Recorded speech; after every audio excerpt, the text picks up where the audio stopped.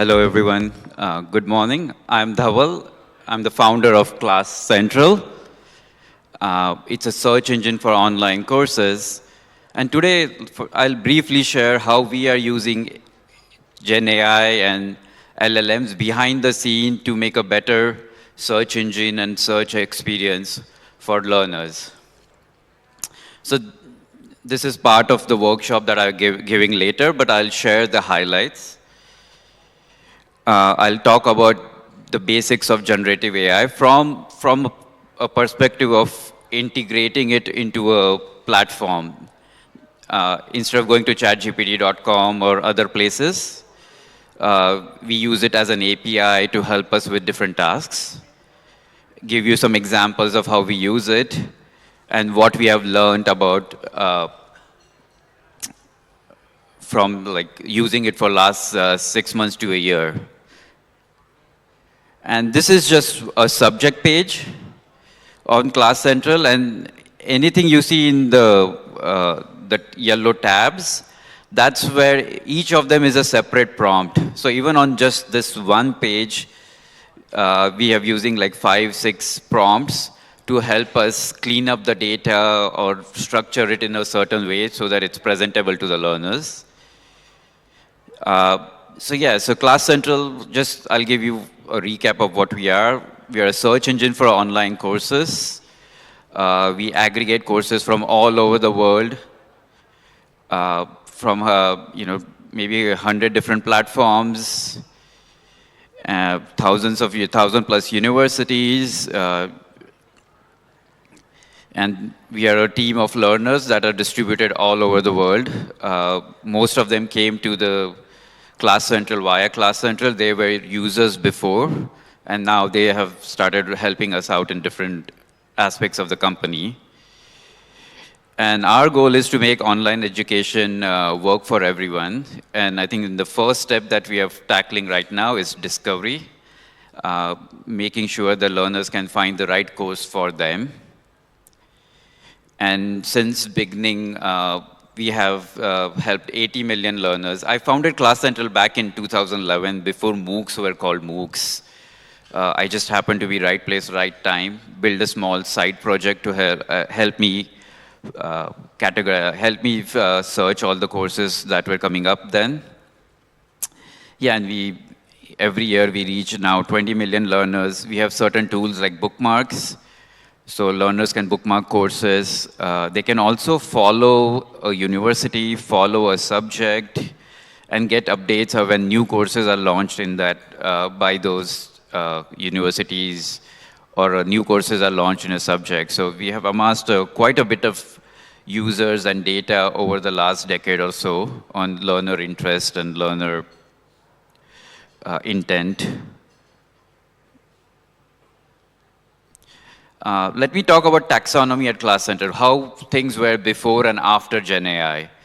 So generally, Class Central catalog expansion can be considered 3 phases. The first phase, which was the longest, we only focused on university courses, like Coursera, edX, FutureLearn, Thai MOOC. Then the second phase, we focused on the professional education, platforms like Udemy, Skillshare, LinkedIn Learning. There's also platforms like Google, Amazon, Microsoft. There's plenty of these platforms. And now the third phase we are working on is YouTube. We are indexing YouTube content. And you can see the growth of courses. The first phase lasted till 2020, which was just purely MOOCs, purely university free courses. Then after pandemic, we got a big boost and had more resources. So we were able to expand catalog beyond university courses. And last year, we really expanded into YouTube courses, YouTube content. And then we put some brakes on it because the quality of the content we are putting on wasn't that good. So that's where Gen AI come into play. But that's how we did before Gen AI. We used to manually approve every course, manually categorize them. It was time-consuming, labor-intensive, and it was inconsistent. We used to manually create a subject, And if we created a subject, sometimes we didn't go back and attach all the, make sure all the courses from that subject are connected with that subject. So it became very difficult to manage that process, and it was very inconsistent, and we were never happy, even though we spent thousands and thousands of hours of manual labor. And this was Bob. He's actually the one who did most of the work. And this was a tool we built in-house just to help us look at the courses. We used to review every course and then do the appropriate content management from them and then approve it. And you can see before we started using Gen AI, we had only 1,600 subjects for 2,000 courses, 200,000 courses. And that now we use Gen AI and LLMs to automate everything. And Bob, the same person, he's now, instead of doing manual tagging, he's writing the prompts. And that's why he's more happy. You can see his hair has grown. And we have been able to scale quite fast. And you can see this is a project that we undertook this year, and we have 8,700 subjects now, up from 1,600. It's also it's not just the amount of subjects have increased, it's also the categorization quality has improved. We are now able to tag a course in multiple different subjects they belong to. And as we learn more about Gen AI and build our own platforms better, I think we can improve the quality of discovery significantly. This is for my workshop. So if you come to the workshop, I'll give you some AI demo on how Gen AI looks from the perspective of a developer. This is a screenshot of it. You generally have something called a system prompt. And then you give it a user message, and then you get a response.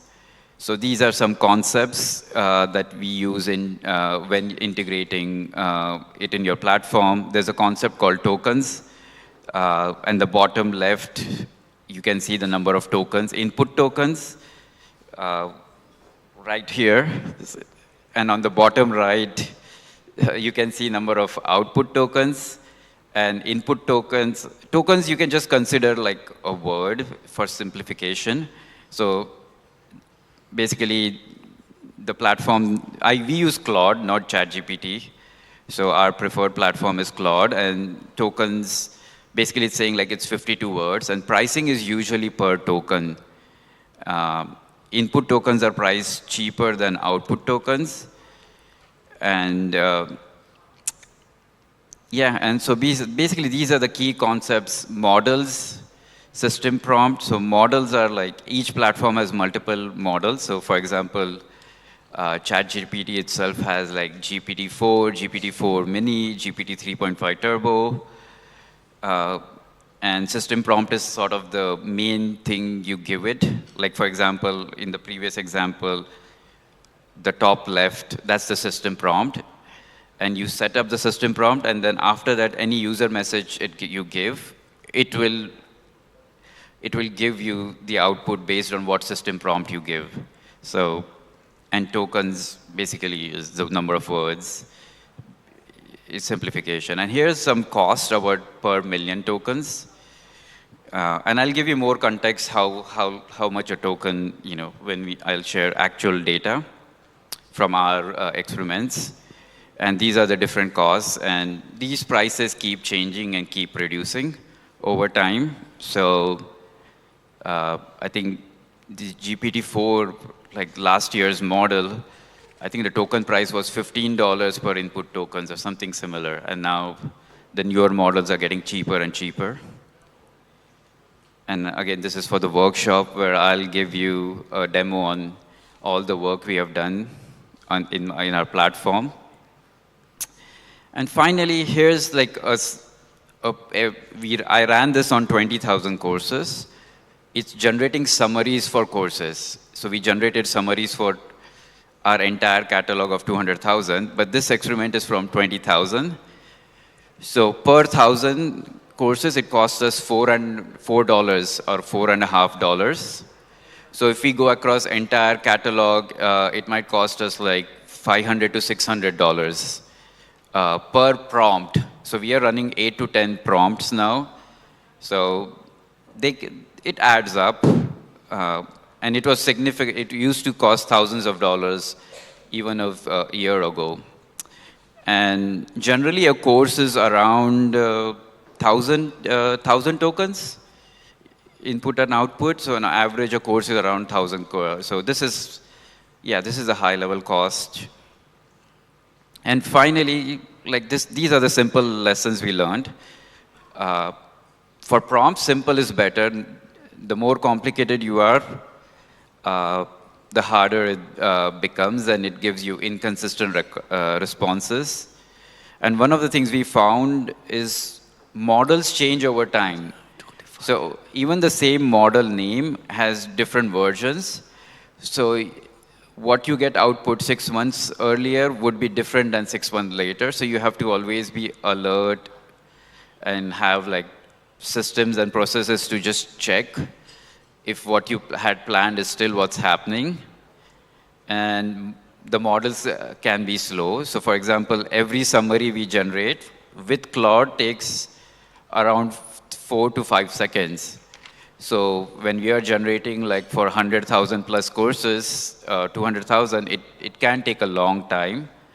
So that's why we run those, we had to build things to run it in parallel. So you can run 4 or 5 courses at a time rather than just one at a time. And finally, this one helpful trick we found is like you can ask for a summary and then ask it to describe why it decided to give that summary. And that we found has been extremely helpful in not only generating the quality of output, but it also for our own understanding of what the LLM is doing. So, so asking it to just justify why it did do something. So yeah, that's sort of a very high-level brief of how we are using GenAI at Class Central. And during the workshop later today, I can show you our internal tooling and the actual prompts that we use in generating this and real-world examples and how it looked before GenAI, after GenAI. But that's it for now. Thank you. Wow.